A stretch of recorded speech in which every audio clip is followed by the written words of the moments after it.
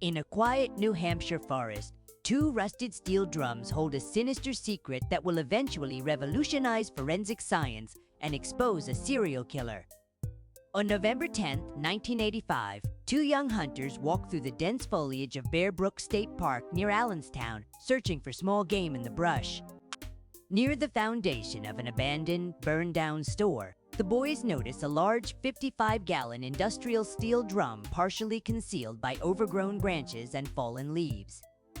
Approaching the corroded cylinder, the hunters detect an overwhelming, unmistakable scent of decay leaking from the sealed edges of the heavy industrial metal vessel. Using a branch, one hunter tips the heavy barrel and preys at the degraded lid, revealing thick plastic trash bags secured tightly with electrical wiring. Local law enforcement responds immediately to the emergency call, cordoning off the remote woodland area as evening light fades over the quiet New Hampshire town. State Police forensic technicians set up portable floodlights around the barrel, documenting the exact positioning of the container before removing the wrapped contents for examiner. At the state morgue, examiners open the plastic bags to make a horrifying discovery: the co-mingled skeletal remains of two distinct human bodies crammed inside. Forensic analysis determines the first victim is an adult female between 23 and 33 years old, with distinct dental work and a petite physical frame. The second body is identified as a young girl, estimated to be between 5 and 11 years old, who likely died alongside the adult woman. Autopsy results reveal severe blunt force trauma to the skulls of both victims, officially classifying the mysterious deaths as double homicide by an unknown assailant. Pathologists estimate the remains were concealed in the steel drum between 1977 and 1981, meaning the victims went undiscovered for over 4 years. Detectives closely examined the specific electrical wiring used to secure the plastic bags, hoping to trace manufacturing batch numbers or regional hardware store distribution network. Investigators cross-reference missing persons databases across New England, searching for reports of a mother and young daughter who vanished together during the late 1970s. Despite extensive searches through regional police archives and FBI notices, authorities find no missing persons reports, matching the physical descriptions of the two Brook VI. Dental experts document every filling, extraction, and unique tooth alignment of the adult victim, publishing the dental charts in national forensic journals for dentist recognition. State police and local volunteers organize an exhaustive grid search of Brook State Park, combing the dense woods for clothing, identification, or additional evidence. The intensive search of the surrounding forest floor produces no personal belongings, abandoned vehicles, or identification cards to help detectives name the unidentified victims. The shocking discovery terrifies the small community of Allenstown, where residents lock their doors and wonder if a brutal killer is living among them. Police interview local farmers, mechanics, and business owners who utilized 55-gallon metal drums, attempting to identify who dumped the industrial barrel in the state park. Forensic sculptors used clay to rebuild the facial features of the woman and child, releasing photographs of the busts to newspapers and television broadcasts nationwide. Hundreds of tips pour into the police command center following the media broadcast, but every potential lead is investigated and ultimately ruled out by detectives. Without names for the victims or physical evidence linking a suspect to the crime, the Brook investigation slowly grinds to a frustrating standstill. The town of Allenstown lays the unidentified woman and child to rest in a local cemetery, their headstone marking the unsolved mystery of Brook. Throughout the 1990s, the double murder remains one of New Hampshire's most infamous cold cases, haunting the original investigators who refuse to forget. In the year 2000, New Hampshire State Trooper John Kelly takes over the cold case, determined to re-examine the original evidence with modern techniques. Trooper Kelly travels back to Brook State Park on May 9, 2000, walking the exact woodland path where the first barrel was discovered. Investigating the overgrown terrain around the old burned-down store foundation, Kelly notices an area of dense brush just 100 yards from the first site. Incredibly, hidden beneath 15 years of fallen leaves and pine needles, Kelly discovers a second 55-gallon metal drum, identical to the one found in 1985. State Police crime scene investigators rush back to Bear Brook State Park, stunned that a second barrel sat undiscovered just feet from the original search. To preserve fragile biological evidence, technicians carefully wrap the unopened second barrel and transport it directly to the New Hampshire State Medical Examiner's facility. Inside the state morgue, forensic pathologists carefully cut open the corroded steel cylinder, uncovering another layer of plastic bags bound with identical electrical wire. The opening of the second barrel reveals a devastating truth. The skeletal remains of 2 more young female children are concealed inside the metal drum. Authorities realize the Bear Brook case is now a quadruple homicide involving 1 adult woman and 3 young girls, all disposed of in identical metal drums. Forensic anthropologists examined the 3rd victim, determining she was a toddler between 2 and 4 years old at the time of her violent death. The 4th victim found in the second barrel is an infant girl aged between 1 and 3 years old, making her the youngest of all 4 victims. Pathologists confirm all 4 victims suffered identical blunt force trauma and died simultaneously between 1977 and 1981 before being hidden in the H.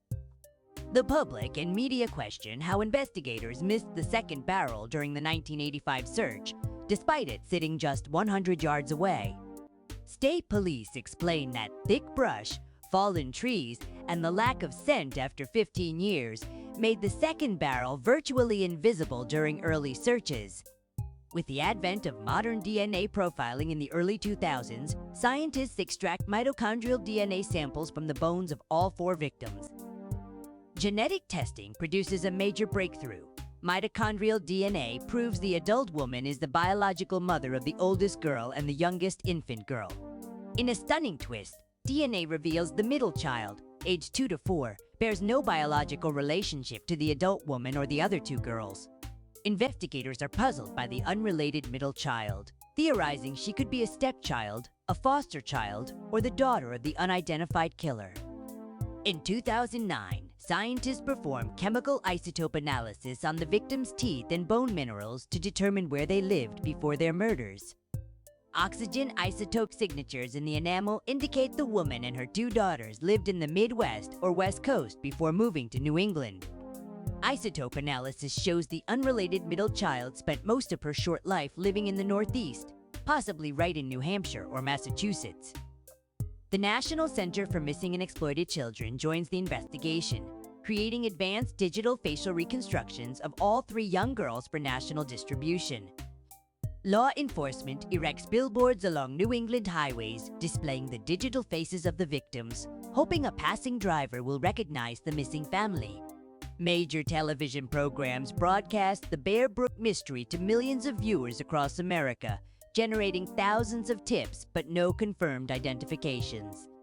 Given the calculated disposal methods and the presence of an unrelated child, behavioral analysts conclude the Bear Brook murders are the work of a serial killer. Despite exhaustive scientific testing and massive media campaigns, the identities of the Allenstown 4 remain completely unknown as the 2010s arrive. 3,000 miles away in California, a seemingly unrelated crime involving an abandoned child and a chameleon criminal begins to intersect with Bear Brook. In 1986, a man calling himself Gordon Jensen abandons a 5-year-old girl named Lisa at a holiday park in Scotts Valley, California. California police arrest Gordon Jensen, who claims he is Lisa's father, but fingerprint analysis and blood tests soon prove he is not biologically related. Authorities place little Lisa into foster care while attempting to discover her true identity and the whereabouts of her biological mother, who is missing. After serving a short prison sentence for child endangerment, the mysterious Gordon Jensen is released on parole in 1990 and immediately disappears into aliases. In 2001, a handyman calling himself Bob Evans is living in Richmond, California, working odd jobs and dating a chemist named Eun-Sol Jun. In September 2002, Eun-Sol Jun disappears from her Richmond home, prompting friends and family to report her missing to local law enforcement. Richmond detectives focus their investigation on her boyfriend, Bob Evans, discovering he has given conflicting stories about Eun-Sol Jun's sudden departure. In 2003, police excavate the backyard of Evans' Richmond property, uncovering the buried remains of Unsol Jun concealed beneath cat litter. California prosecutors charge Bob Evans with murder, securing a conviction in 2007 that sends the violent drifter to state prison for life. In December 2010, Bob Evans dies in a California prison medical facility at age 67, taking his true secrets to the grave. In 2014, San Bernardino cold case investigator Peter Dingman reopens the unsolved 1986 abandonment of Little Lisa in Scotts Valley. By comparing fingerprint records and criminal databases, California authorities discover that Gordon Jensen and convicted murderer Bob Evans are the exact same man. Even after his prison death, detectives realize they have no idea what Bob Evans' real name was or where he was originally born. In 2015, California investigators enlist Dr. Barbara Ray Venter, a retired patent attorney and genetic genealogist, to help identify the abandoned woman, Lisa. Using consumer DNA databases, Ray Venter successfully identifies Lisa as Dawn Bodin, whose mother, Denise Bodin, vanished from New Hampshire with Bob Evans in 1981. Police discovered Denise Bodin disappeared from Manchester, New Hampshire, after dating Bob Evans, who was working there as an electrician in the late 1970s. The discovery that Bob Evans lived in Manchester, New Hampshire, during the exact time frame of the Bear Brook murders sends shockwaves through law enforcement. Detectives uncover employment records proving Bob Evans worked as an electrician at the Wambeck Mills in New Hampshire, just miles from Bear Brook State Park. San Bernardino investigators urgently contact New Hampshire State Police, suggesting their deceased killer, Bob Evans, might be connected to the unidentified Bear Brook barrels. In 2016, forensic scientists extract DNA from Bob Evans' stored autopsy samples and compare it directly against the 4 Bear Brook victims. The genetic results are astounding. Bob Evans is confirmed as the biological father of the unidentified middle child found in the second Bear Brook barrel. For the first time in 31 years, authorities know the identity of the killer who murdered the 4 victims in Bear Brook State Park. With confirmed victims in California and New Hampshire, law enforcement officially designates Bob Evans as one of America's most elusive serial killers. Because Bob Evans was an alias, authorities still do not know the killer's true identity, his birth name, or his origins before 1977. New Hampshire State Police asked Dr. Barbara Ray Venter to apply her pioneering genetic genealogy techniques to uncover the real identity of Bob Evans. Ray Venter and her team spend months constructing an intricate family tree from DNA matches on public databases, tracing his ancestry back to colonial America. The genetic trail leads researchers to a family originating in Colorado and Wyoming, narrowing the search to a specific lineage of male descendants. In August 2017, authorities announced that the chameleon killer Bob Evans was actually born Terry Petter Rasmussen in Denver, Colorado in 1943.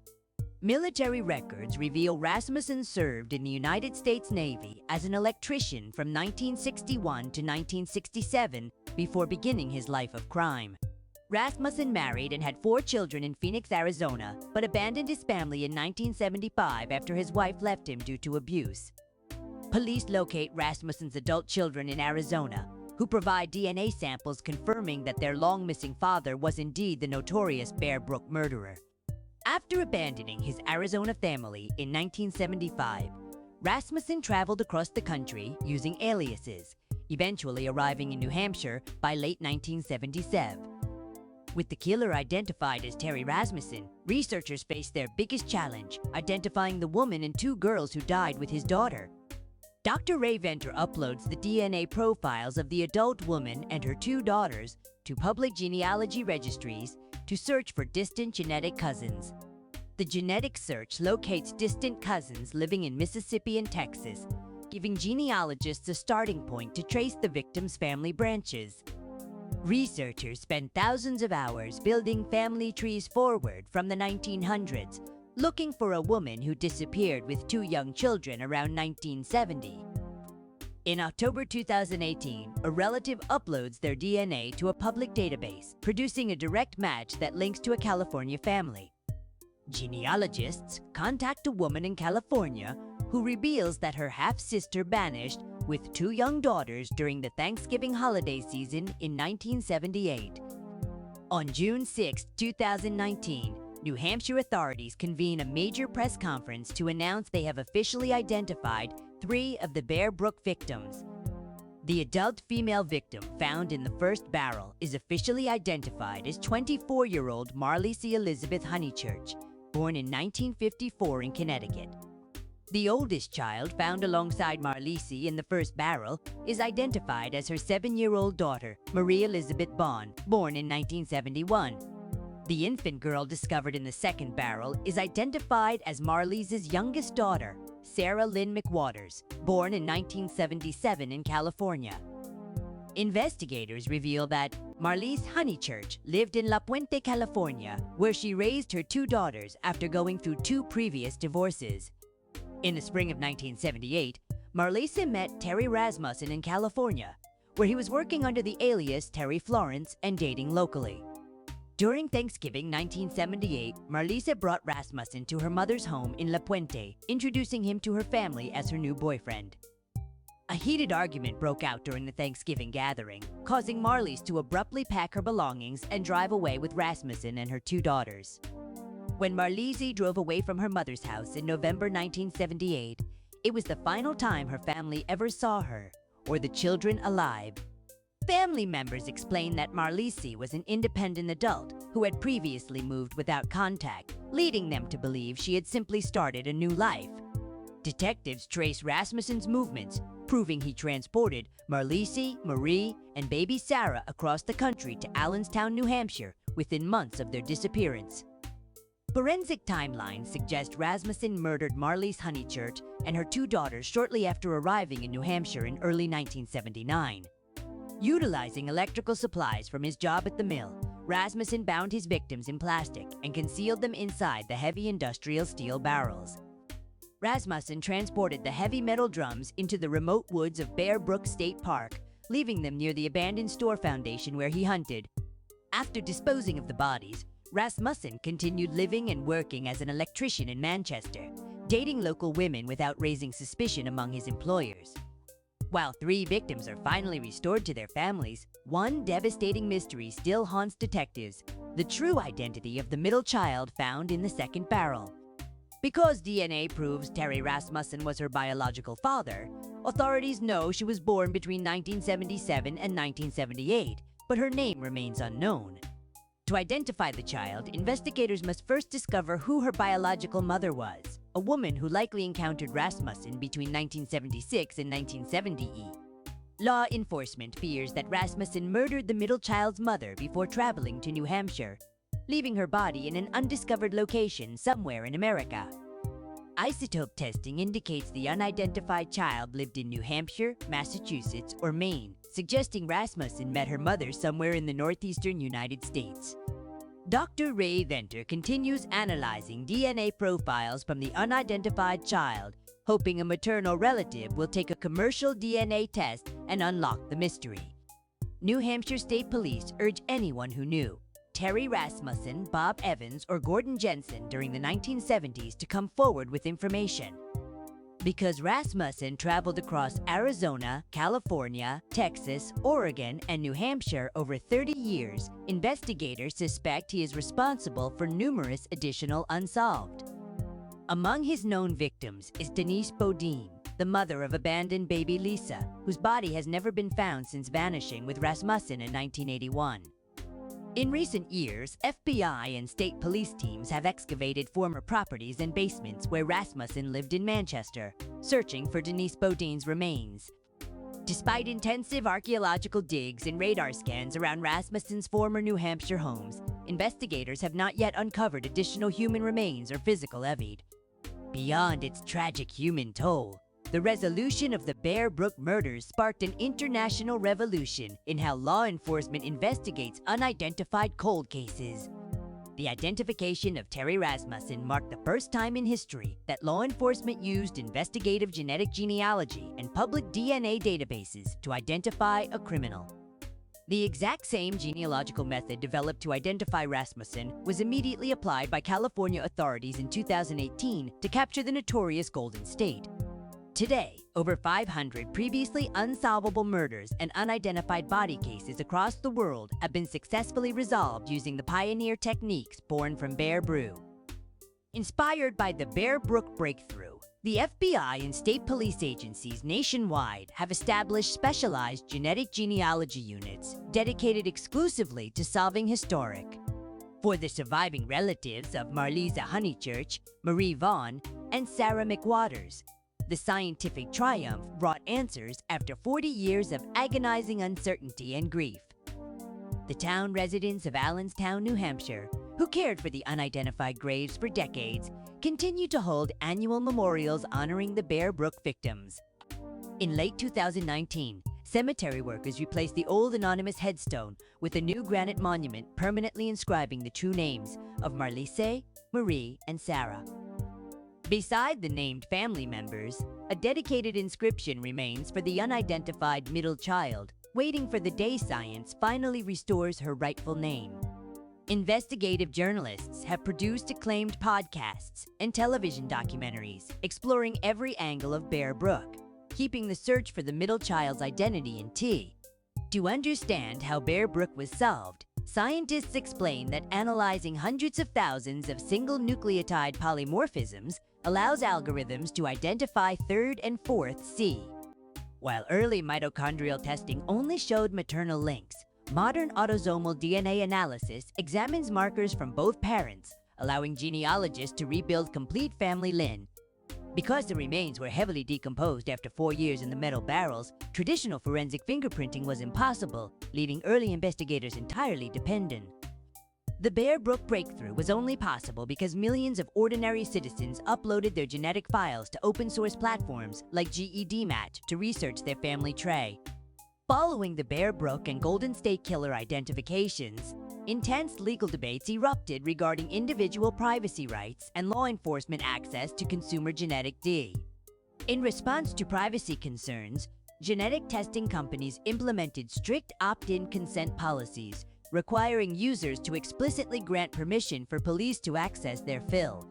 The United States Department of Justice issued federal guidelines dictating that genetic genealogy can only be used for violent crimes like murder and sexual assault. Criminologists studied Terry Rasmussen as a rare chameleon killer who integrated himself into families, acting as a stepfather before violently murdering his victims and relocating. Throughout his criminal career, Rasmussen operated under at least 14 confirmed false identities, including Bob Evans, Gordon Jensen, Curtis Kimball, and Larry Vanner. Investigators explain that before digital networking, Rasmussen easily assumed new identities by moving to new states, applying for social security cards, and using fraudulent birth. His professional training as an electrician provided Rasmussen with technical knowledge, specialized tools, and access to industrial supplies that he used to conceal his victims. Detectives remain puzzled as to why Rasmussen violently murdered his own daughter in Bear Brook, but chose to abandon Denise Bodine's daughter Lisa alive at an RV park. After being abandoned in 1986, little Lisa was adopted by a loving California family, eventually growing up safely to help police identify her kidnapper. Now known by her birth name, Dawn Bodine, the surviving victim has expressed gratitude to the investigators and geneticists who uncovered her true family history. Colleagues praise San Bernardino investigator Peter Dingman, whose refusal to close the 1986 child abandonment case ultimately provided the DNA link to Bear Brook. Forensic scientists emphasize that the Bear Brook identification was only possible because New Hampshire technicians meticulously preserved the original bone and hair samples in knee. The 1985 investigation had no regional focus until 2009 isotope measurements of hair keratin revealed exactly where the victims had traveled before Daya. By measuring radioactive carbon-14 levels in her tooth enamel from atmospheric nuclear testing, scientists determined the unidentified middle child was born precisely around. Because Rasmussen lived in California and Arizona during 1976 and 1977, investigators strongly suspect the unidentified child's mother was a native. Cold case detectives are actively cross-referencing unsolved missing persons reports of young women who vanished from Texas, Arizona, or California between 1976 and Rasmussen employment at the Wambeck Mills in Manchester provided the critical geographic proof, placing him within 15 miles of Bear Brook during the exact murder window. When the first barrel was discovered in 1985, Rasmussen had already left New Hampshire and was living under a new identity in California, completely evading suspicion. State foresters note that natural leaf litter in New Hampshire accumulates at over 1 inch per year, burying the second steel barrel under thick debris by 2000. Trooper John Kelly explained that a persistent gut feeling and a desire to take new measurements for a computer database drove him back to the woods in May 2000. Retired New Hampshire detectives admit the Bear Brook case took a deep emotional toll, with many officers keeping photos of the unidentified children on their office desks for decades.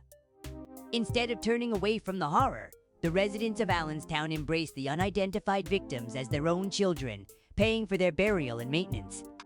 Local citizens established the Bear Brook Memorial Fund to ensure the victims' graves were perpetually cared for and adorned with fresh flowers throughout every season. From local 1985 newspaper clippings to global digital streaming documentaries in 2019, evolving media technology played a crucial role in keeping TL. Even with advanced DNA, forensic odontologists note that dental charting remains a critical rapid screening tool when comparing unidentified remains against missing persons clearance. Scientists explain that extracting usable DNA from bones exposed to acidic forest soil and metal rust for decades required newly invented specialized chemical purification technique. In the 1990s, hair found in the barrels lacked root follicles, preventing nuclear DNA testing until advanced mitochondrial sequencing was developed in the 2000s. In 1986, California police lacked national computerized fingerprint networks, allowing Rasmussen to post bail under the name Gordon Jensen and vanish before his true. When Richmond police excavated Unsol June's body in 2003, they noted Rasmussen used similar electrical wiring and careful concealment methods as seen in Bear Brook. Rasmussen's conviction for the murder of Unsol June ensured his DNA and fingerprints were permanently entered into FBI databases, creating the permanent record that solved Bear Brook. Prison psychologists report that Rasmussen remained arrogant and defiant until his death in 2010, refusing to answer detectives' questions about his past or other victims. When police released Rasmussen's true photo and military history in 2017, it generated the critical public leads that connected him to Marlies Honeychurch in Cali. Genealogists note that Marlies Honeychurch's sudden departure during Thanksgiving 1978 created the exact historical timeline memory that allowed her family to wreck. Investigators were stunned that Rasmussen transported 3 living victims nearly 3,000 miles from La Puente, California to Allenstown, New Hampshire before carrying out. Detectives believe Rasmussen selected Bear Brook State Park because he frequently hunted game in the dense woods and knew the abandoned store foundation was rarely visited by park. Ironically, Rasmussen's use of sealed steel industrial drums protected the victims' remains from forest predators and extreme weather, allowing scientists to extract DNA decades later. The resolution of Bear Brook stands as one of the most successful multi-agency collaborations in U.S. history, uniting police departments from New Hampshire, California, Arizona, Law enforcement theorizes that the middle child's mother never reported her missing because the mother herself was murdered by Rasmussen or isolated from her own family. Detectives are still investigating Rasmussen's activities in Phoenix, Arizona, between 1975 and 1977, searching for unexplained disappearances of.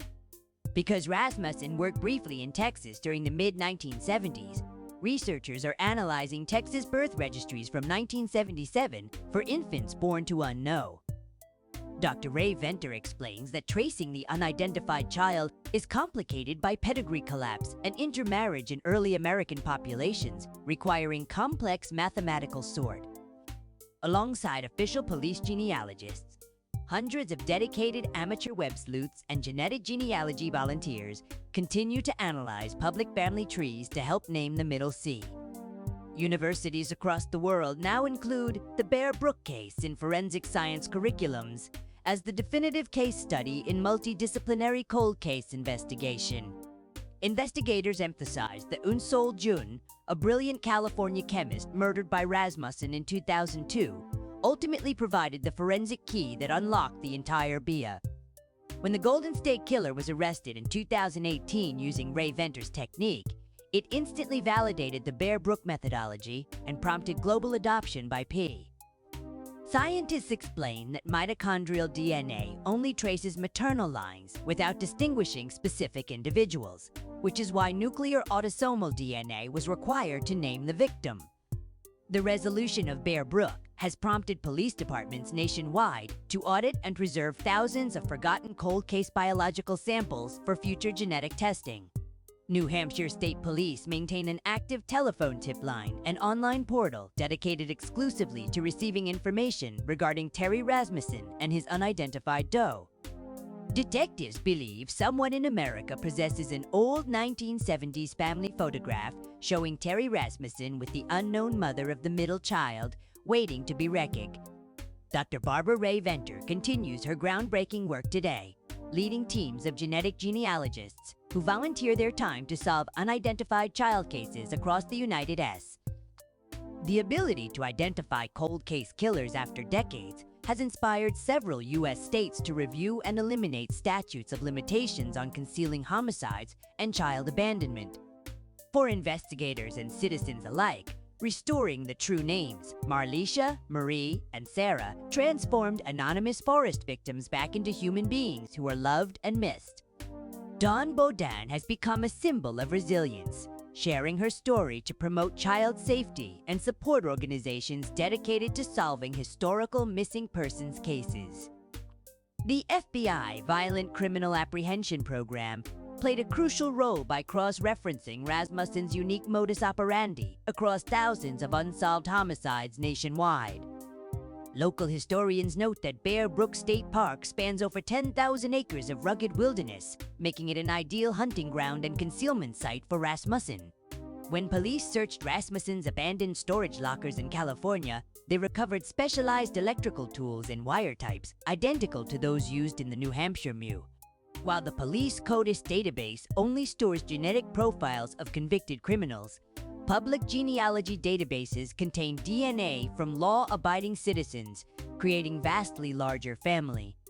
Forensic reports note that the unidentified middle child was found wearing clothing manufactured in the mid-1970s, helping researchers confirm her era of birth. In 2013, technicians used high-resolution CT scanners to map the exact cranial bone structures of the victims without damaging the fragile original skulls. The chief medical examiner of New Hampshire championed the Bear Brook investigation for decades, refusing to allow the unidentified children to be forgotten by state authorities. Police records show Rasmussen abandoned his car in New Hampshire in 1980 before relocating to California under a new alias, leaving a critical paper trail.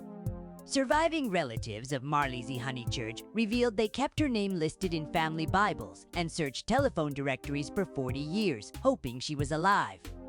The Granite Monument in Allenstown has become a national place of pilgrimage for true crime researchers, forensic scientists, and citizens paying respects to the victims. Criminologists explain that Rasmussen's nomadic lifestyle as an itinerant electrician allowed him to constantly reset his social circle, preventing neighbors from noticing when. When police announced the identities in 2019, major news networks broadcast the story globally, celebrating the scientific victory while highlighting the remaining. Forensic experts predict that as consumer DNA databases continue to grow, nearly every historical unidentified body case in America will eventually be solved using genetic genealogy. Law enforcement and genetic genealogists have pledged that the Bear Brook investigation will remain actively open until the final middle child is given back her name. Citizens interested in helping solve unidentified missing persons cases can voluntarily upload their commercial DNA test results to secure public registries like GED Match or Family. The ultimate scientific lesson of Bear Brook is that physical evidence never forgets. And with sufficient time and technological innovation, the truth always comes to light. Remembering Marliese Honeychurch, Marie Vaughn, Sarah McWaters, and the unidentified little girl ensures that their lives, not their killer's cruelty, define their permanent history. By synthesizing 34 years of police reports, isotope measurements, and genealogical records, historians have compiled the most comprehensive chronological timeline of the bee. The Bear Brook murders remain one of true crime's most compelling stories because it combines unimaginable tragedy with the most brilliant scientific detective work in human history. Though small in size, the Allenstown Police Department demonstrated extraordinary dedication by protecting the crime scene and supporting state investigators throughout 4 decades. Newly developed bioinformatics software allowed researchers to process millions of shared centimorgans in seconds, automating the complex genealogical sorting that once took teams. Behavioral profiles indicate Rasmussen relocated whenever his domestic abuse escalated toward murder, using geographic distance as his primary mechanism to avoid law enforcement day. The New Hampshire State Forensic Laboratory provided the technical infrastructure and strict chain of custody necessary to ensure the Bear Brook DNA evidence withstood rigorous sci-fi. Investigators uncovered vehicle registration records indicating Rasmussen drove a large station wagon capable of concealing industrial materials during his cross-country trip from. The burned-down store foundation in Bear Brook State Park provided a recognizable physical landmark for Rasmussen while remaining secluded from regular state park tourist traffic. The Bear Brook resolution prompted the federal government to expand funding for NAMUS, the national database linking unidentified human remains with missing persons reports Nation W. By mapping genetic centimorgan values between distant cousins, researchers successfully reconstructed 5 generations of family ancestors before knowing the birth names of the act. In the 1970s and 80s, law enforcement lacked centralized serial killer tracking systems, allowing mobile criminals like Rasmussen to operate across state lines. Why? Dedicated true crime journalists continued to publish investigative updates on the Bear Brook mystery, ensuring that the search for the middle child's mother remains a national prio. In the early 2000s, forensic odontologists converted the original 1985 hand-drawn dental charts into high-resolution digital models for instant global compa. Solving Bear Brook required 34 years because investigators had to wait for scientific technology, internet communication, and consumer DNA databases to catch up with the sea. Confirming the exact Thanksgiving 1978 disappearance timeline allowed police to eliminate hundreds of other potential missing persons cases and focus exclusively.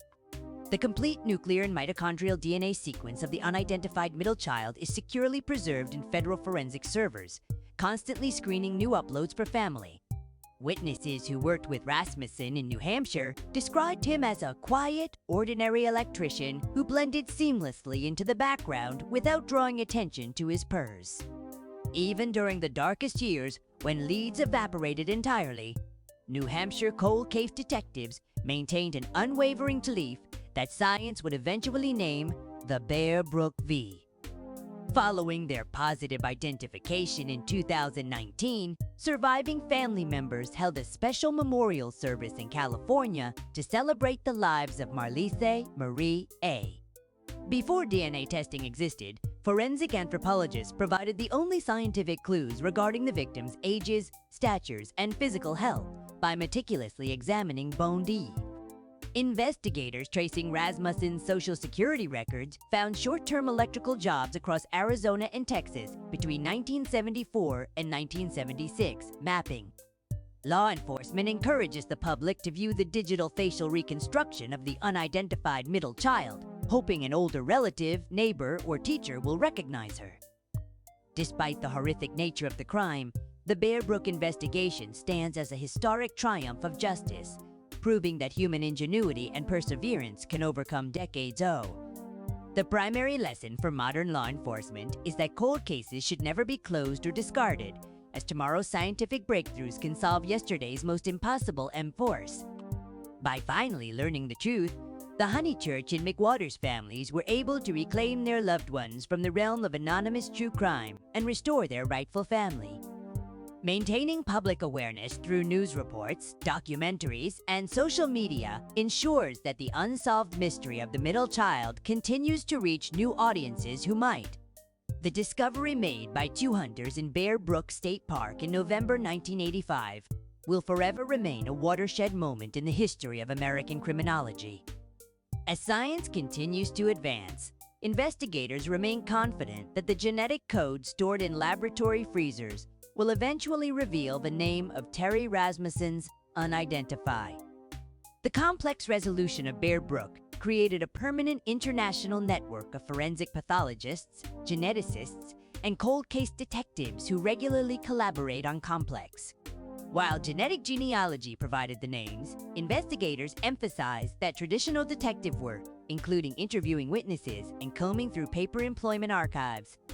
Retired State Trooper John Kelly expressed profound relief when 3 of the victims were identified in 2019, knowing his decision to search the woods in 2000. In Allenstown, New Hampshire, the residents continued to visit the cemetery, ensuring that Marlise, Marie, Sarah, and the unidentified little girl are surrounded by love and community. The Brook murders established an unbreakable link between modern genetic science and legal justice, ensuring that violent predators can no longer hide behind false names or TH. When the middle child is finally identified, New Hampshire authorities plan to hold a final memorial ceremony to engrave her true name onto the Allenstown monument alongside her fa.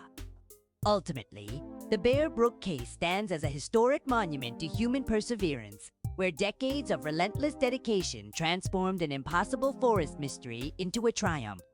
If you found this deep dive into the Brook murders informative, please like this video, subscribe to our channel, and turn on notifications for more authoritative true crime R.